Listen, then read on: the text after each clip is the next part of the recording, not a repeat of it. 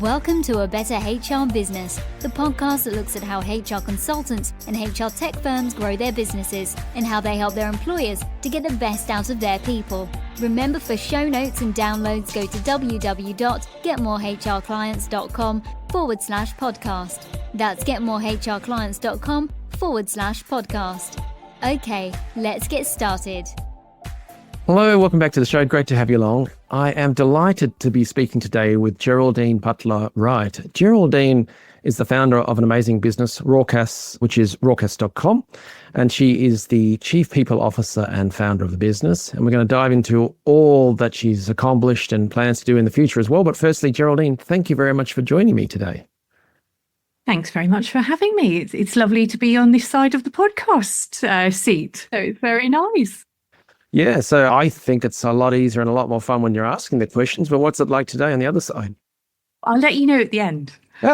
It gets brutal, let me tell you. It's been a while. Okay, I'm bracing myself, Ben. Yeah. I'm sure it'll be lovely. I'm sure it'll be great. Thank you for having me. Of course. I was going to ask at the end, but let's start. Tell us about your podcast. What's it all about?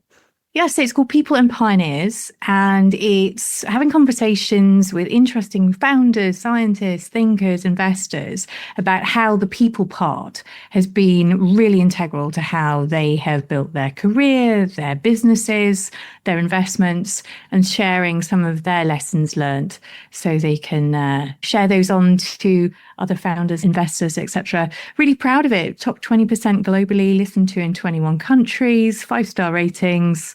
I'm very pleased. Something that started out as an experiment has taken on its own life. And yeah, I'm proud of it. Fabulous. I was talking to someone the other day about taking action, things like this. And I revealed that it took me an extra 3 months for me to start this podcast because I thought, listen to someone talk about HR in an Aussie accent, talk about silly reasons. And I think people come up with all sorts of stuff like tech and things like that. What led you to the formation of the podcast? What kicked you into gear in that regards? Well, I had a conversation with a dear friend called Hung Lee, and he has this brilliant, Hung. Wonderful guy, yeah. Yeah, absolutely phenomenal. Known him for quite a few years. And we were having lunch, and it was one really cold December afternoon.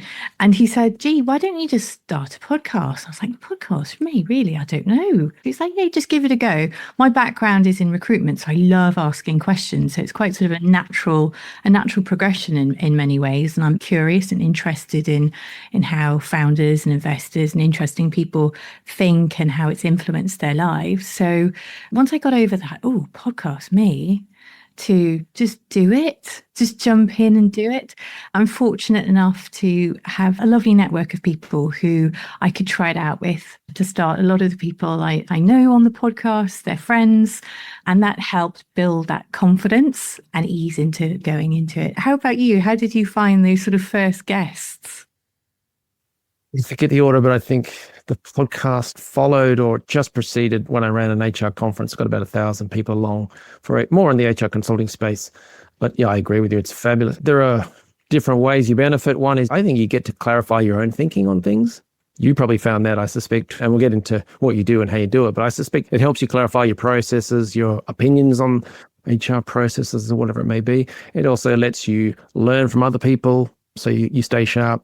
And then from a business development perspective, you get to meet future clients or maybe past clients and get them to share their victories with the world, and then helps so many different benefits, let alone just connecting with other influencers and things like that. So absolutely. And I think as well, my mindset is very much people as a product.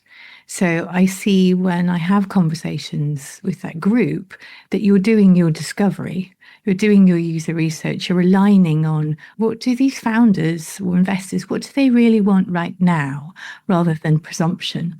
And it's interesting to see some key trends when you're having conversations with people about their successes, about their failures, what they've learned, and how you can adapt your value proposition to being a painkiller rather than a vitamin, which is often what this group really are in the market for. One of the interesting things I've noticed in pretty much every podcast I've done is the focus on intentionality with founders. And it's a great reminder to make sure that you've got your value prop really clear on what you do, why you do it, who it's for, which sometimes in HR you can get lost in the noise. That's been a great check-in for me as I've been doing them. Do you know, normally I might dive into tell us your life story and your history and your CV, but you take some pretty strong stances on things. For instance, you wrote a post a little while back on LinkedIn about HR having a bad rep and all that sort of stuff. And I think we've all heard HR stands for human refuse and all that sort of stuff. Can you talk us through that post and your thoughts around it? Yeah, or human remains also. That's Human remains, yeah. Human remains. So it was a post that had spun from a session I'd done with a group of 50 MSc students at UCL. So I'm on their advisory board for people analytics and human-centric leadership. And my style is say it as it is. And being in a mind space where, quite frankly, it helps, because if we don't talk about these things, then if there are problems, how are we going to address them? So my opening comment was HR has a terrible reputation. And that comes from a lot of discovery when I'm having conversations with founders and when I'm having conversations with investors, where HR is often seen as the blocker, the spider at the center of gossip web. They love red tape. They love to tell other people how to do leadership, but they're actually pretty rubbish at leadership themselves. They paper over poor performance in their own team. They love creating fiefdoms around them. So, HR is the business. I hear this regularly, and there's this incredible YouTube video that I watched recently for a group of tech founders who are effectively saying you don't need HR, you need an admin and a lawyer on retainer. That's what's going round there in the ecosystem at the moment. And that's something that I hear regularly. And I think it's really important for HR to just take that on board, absorb that and think, okay, so there's something going on there with the messaging or what we're producing as a result. And we need to think about our users. Would they subscribe, or do they want to subscribe to our services month on month? Probably not, given that those individuals I'm speaking to are decision makers. So it's things about, really getting back to the business, the needs of the business. So not becoming a silo of, issuing lots of policies, or this is what culture is, or, telling people. It's finding out what's the problem that needs to be fixed that we can help you with, and understanding what the goals of a business are. I'm astounded when you do chat to some HR people that they're very removed from that. So it's getting deep and understanding in the language around the business. How is their initiatives linked to the bottom line, making money for the business? Because very few companies are, social enterprises. There's a whole piece around narrative, and that's where I feel very passionately about. I'm speaking to this talent coming up and making them think about business outcomes and helping businesses win rather than be a cost center, which is where a lot of the mindset is. And certainly with AI, there's a huge opportunity there for HR to position themselves as that incredible support, where you bring technology and business. You think of Moderna, what they're doing is incredible, but that's often not where businesses are looking or how HR are showing up and presenting themselves. Yeah. You actually just reminded me of, I think it was my first ever HR manager role. It was a international resources company, but I was in this steel manufacturing division. And in your post, you talk about HR people might say, oh, let's try and get 10% turnover or reduction or something like that. But you were recommending or suggesting or saying, no, a better way to do it is to talk about, well, what does that have in terms of an impact on the business? So in my case, it was, I think, productivity of, if we can reduce certain negative factors and increase other things, but whether through better recruitment training processes, and et cetera, that we can actually make more money for the business because we get better productivity, yield, et cetera. I think that's where you're headed with that post. Don't just talk about the HR numbers for HR's sake, but where does that lead to in the business? Is that right? So what? Why are we doing this? Yeah. Sounds great, but what's in it for the business? And I think that's the missing point. We get halfway there of, let's cut turnover by X because it's going to impact what product line? How is it going to help revenue generation? And when HR starts speaking like that, then the credibility increases and the value, the perception of value, and obviously you want to make sure that follows through to impact and results, is there. It becomes then more of that partnership. I saw recently a post about the Netflix model, how HR, the headcount actually was higher than the actual business. And, HR is the business. I completely disagree with this. fundamentally. I think that comment is driven by ego and it's not helpful. It will enable as well lots of very bloated HR teams that will be there to create their own fiefdoms. Not always. yeah. The Netflix model is the exception rather than the norm. And they've got a lot of the, high talent density. That's what they're all about. That's a very different setup to many companies. Treat it with caution, I'd say, those kind of. Yeah. I think they were the ones famous for their culture deck, if I recall correctly. Which is, incredible. Absolutely love their culture deck and that feeling of, accountability and responsibility. Superb. But also where we are as a world right now. I'm a big futurist, right? So this is my predictions, Ben. Here we go. But here we go. Brace yourself. So I see the two paths. You're going to have the rise of the entrepreneur. When you think about the enablement of Lovable, I've just been doing my website on Lovable, right? I don't need to get a dev to do it, albeit I'm learning as I go along, but I'm DIYing. And there's going to be a lot more smaller, high talent density teams that are able to create incredible results. So if you think about their valuation, north of 1 billion in a very short amount of time. They were founded in 2023. Wow. Yeah. And when they got that valuation, their headcount was around 16. 16. 1-6. 1-6. Oh, wow. So when investors are looking, going, hang on. So this company in our portfolio has 16 people and their valuation is X, and they've delivered, I believe it was a few million per ARR per employee. That's great. So, but then you've got a headcount that is 100 and you're half that at best, or maybe you're not breaking even. You've become, this zombie corn, right? Never mind a unicorn, a zombie corn. How does this work out? This doesn't match. So you've got people who are, becoming entrepreneurs straight out of the gates of maybe their first job, or maybe just straight out of university. You've got this high density, small team. Or if you're looking at the bigger companies like Moderna, you've got chief people and digital officers where you've got GPTs running a majority of the stuff that HR used to do. And that's fascinating. I see this as the future. I probably would agree with most of that. Are you looking to help companies do that? And secondly, could you tell us about what your business is and then how you do help these founders and companies?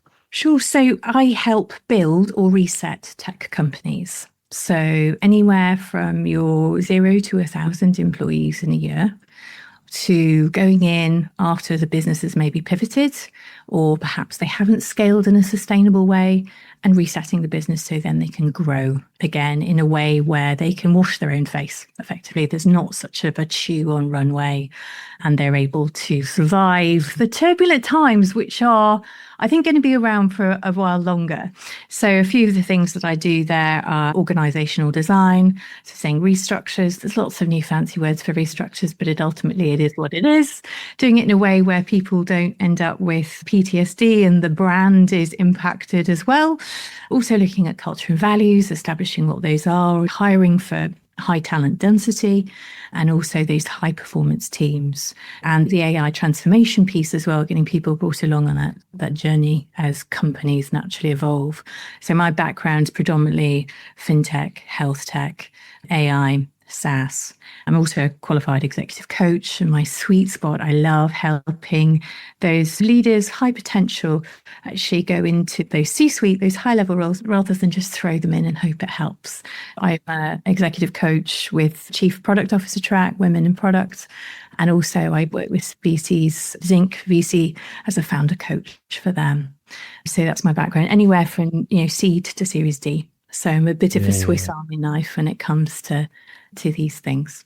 I love it. Well, they're great services because, you're right. You get the people going through the leadership track, but then perhaps not getting enough support when they do get into the C-suite roles. But also on the tech side of things, absolutely. You get all these people out of college, out of university, go and do a few hackathons and then start something or join something. We've seen the movies. In some cases, we work there and we know what those cultures are like. And in many of those cases, they're growing so rapidly, but then they hit the 100, 200 people head count.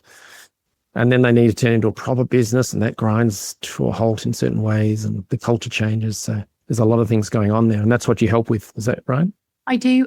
Or I also help in a way where you don't have to have a headcount. of 100 or 200. If you get the foundations 16, like you in said. place, 16. If you get the foundations in place, it's also that recalibration if you've got a really bloated headcount and the lines of communication just multiply and compound and complexity compounds. So, I put my operations hat on and go, well, okay, how can we make this more simplified? When you think about headcount, when you're adding headcount, we need a human interaction here, 100% human interaction. Or can we have a hybrid? Or can this actually be an AI resource that we're using? So it's that intentionality. And I do a lot of work with leadership teams as well when they're growing and they're expanding. And sometimes there can be that chasm that comes between the leadership and the people who are, in the day-to-day details. And how do you actually bring that closer? So those are some of the areas that I focus on. I think it's incredibly exciting what awaits us with AI and the possibilities. And there's intellectual challenges that will come with that. Yeah, absolutely. In terms of developing a business, you've launched, grown your own business. What lessons have you learned? And then also in terms of growing a business, doing the mundane stuff like getting clients and growing on that side, what lessons have you learned? What tips or advice could you share with others? Yeah, this is very fortuitous timing because I just hit my 2-year mark. Well done. I would say it's tough. It is tough. And you will keep growing a thicker skin day by day. My practical advice would be 1.1, get at least 6 to 12 months money behind you because things change on a dime. You may have somebody booked in and then like, actually, sorry, it's a bit volatile. We need to push it forward or we need to cancel it. So have some money behind you, 100%. Be very clear on what your offering is.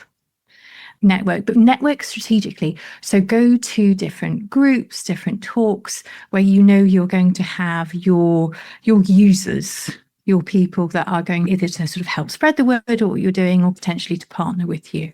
So you can go to so many things and it can be wasted time. So really double down on that. Go, hang on, so what? Why am I doing this? I'd say that's very important. Automate as much as you can. Use AI as much as you can. So I'm working on some GPTs that I've got for actually different clients, but trying to use them myself. Looking at like even little things like Calendly. I love Calendly. It's absolutely wonderful. So think about that. Get an accountant out of London. My accountant is from the Northeast and he is incredibly good. And you're not paying crazy London prices. So good advice, yeah. Spread your view beyond that. Get some decent accountancy software as well. And time box in your calendar when you're going to have to do some of the admin heavy lifting to actually just do it. To just get on with it and eat the frog, but just get over it and get it done. Keep on top of that. And I outsource stuff as much as I can and how much I feel comfortable doing. So that's what I would say. In terms of the BD bit, just set yourself a target every week of speaking to, say, at least 5-7 people a week and being bold about asking, I've noticed you have XY connection. Would you be willing to make that connection for me? You have to get out of your own shell. When you're speaking with these people that you connect with and so on, are you saying, hi, nice to meet you, here I am, or here's my service, or? Yeah, I tend not to do cold approaches. So there'll be some connection from either a network or somebody else that I've actually met. There's some link there. So that helps open the door rather than I could go and send 100 emails a week and you'd probably get maybe one. So I tend to be very bespoke and focused and know that there's going to be that need to that point of being a painkiller or a vitamin. It's working out how you can help their pain in whatever way. I heard that incidentally at Ideas Fest. So I was a finalist for the UK Startup of the Year award, which was fantastic. I won London for business consulting. So proud of that. Brilliant. Seriously, anyone listening to this, go get a ticket and go. It was the most high worth return on investment. It was a few £100, completely worth it. The quality of networking was exceptional. The talks were exceptional. The quote about painkiller or vitamins actually from Michael Acton Smith, who was the co-founder, one of the founders, and having access to hearing and, from somebody like that, brilliant, those kind of things. I think get yourself out there, boots on ground, learn and absorb. That's very true. I highly recommend the painkiller versus the vitamin approach. Both are important, but in terms of opening doors. Generally, people have a problem, they want to sort it out before they want to expand and develop and strategize, etc. Yeah. And it's how much am I using my time effectively? So LinkedIn, I've got a very volatile relationship with LinkedIn. So the algorithm, I've just let it go. In the words of Frozen, I have let that go because it was really frustrating me. So I go up, I show up, I put something that's salient on there. If I get likes, great. If I don't, it is what it is. I've had lots of people who haven't necessarily interacted with it who've gone, your posts such a really salient all day, really interesting. And that's why I'm reaching out right now. So you just got to keep with it. And the vanity matrix, it really, really doesn't mean anything. One thing actually circling back to things that I've learned or sort of skills that you sort of develop in the last 2 years is limiting the pity party.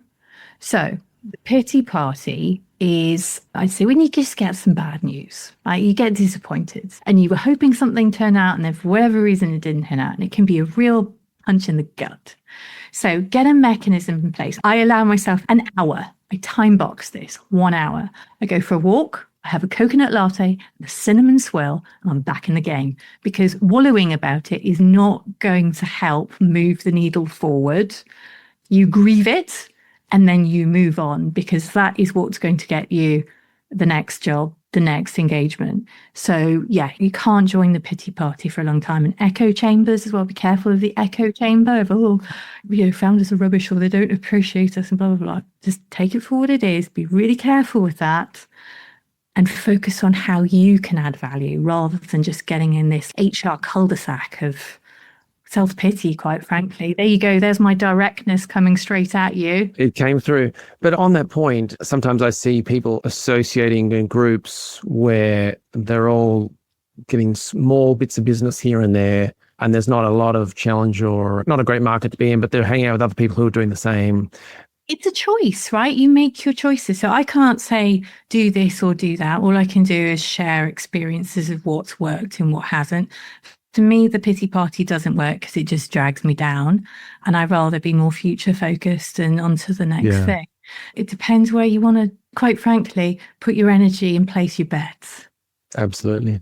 Can I ask, how has your podcast been for business growth in your case?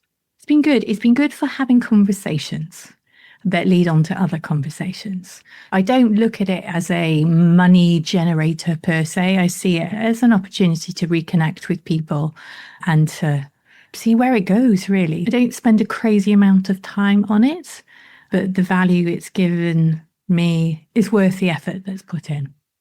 So to gradually wrap things up, I want us to get your thoughts. You've kind of alluded to where the future's going, but where do you see the future of HR going for particularly your target market? Where do you see the path leading? Small HR teams relying more on technology, so your GPTs, really upping the personalization piece. So where humans are really needed, doubling down there, adding an incredible service, but then also automating and adding AI to the stuff that just seeps energy and wraps people in red tape. So I think that's where it's headed. Where HR needs to be careful is, I heard a founder say the other day, HR's been talking about being strategic for decades. When are they actually going to be? And which was like, oh, okay. But actually it's scorched a bit because there's some truth in it, right? So now there's a slight amendment to that when it's, we want to be part of the AI strategy table. And then in the next breath, it's, no, I can't come to that meeting because I'm swamped in admin. It's like, okay, HR people, what we need to do is you need to carve out that time, whether it's hard or not. It's what you put in. It's like a casserole, right? So it's what you put in. If you put in, greater products or equivalent to carving out some more time, maybe it's a bit more lead work up front, but it'll give back. So you have a great casserole at the end of it. It's what the ingredients you put in. So there'll be a bit of pain before the gain. So I think that's where there's a mindset shift that HR needs to get to be relevant and not just to get lost, adrift, and before you know it, gone. So there's that huge opportunity to reshape. So could you tell us, for people who could maybe refer business to you or want to work with you, how do they learn more about your business and also about the podcast? Yep. So if you go onto Spotify for the podcast or Apple, so it's People and Pioneers, the podcast. And that's on the podcast for my business. I'm RorCas.com, RorCas.com. But on LinkedIn, I am a complete social media / LinkedIn tart. So if you want to connect with me, that's the place where I hang out. Sometimes begrudgingly, but I'd still hang out, and I'm still grateful for the connections I get from there. So yeah, send me a request. I will absolutely accept it, because, you know, these things, they all come full circle one day. And before I let you go, just to remember, somewhere in your extensive history of HR and talent development, etc., I believe you worked at the US Embassy once upon a time. And I've just started watching The Diplomat. So tell me, is that what your life is like, or was like back then? It's so funny. Actually, I'm a trustee with the pension scheme there now, so I occasionally get back in. Winfield House is completely inaccurate. I just want to put that through, the ambassador's residence. So we go in and go, no, well, hang on, that's not how it looks. It brought back some amazing memories of an incredible time. I was there for 10 years collectively. So The Diplomat is fantastic. I highly recommend it. Do you enjoy it, Ben? Yeah, fabulous show. Yeah. Well, brilliant. Well, Geraldine, thank you very much for sharing your thoughts. And I agree. I think HR can be very proactive. It just needs to take action and communicate well and do the right things. And also the future. It's going to be an exciting time. Sounds like you position yourself to be helping businesses take that opportunity. So yeah, thank you very much.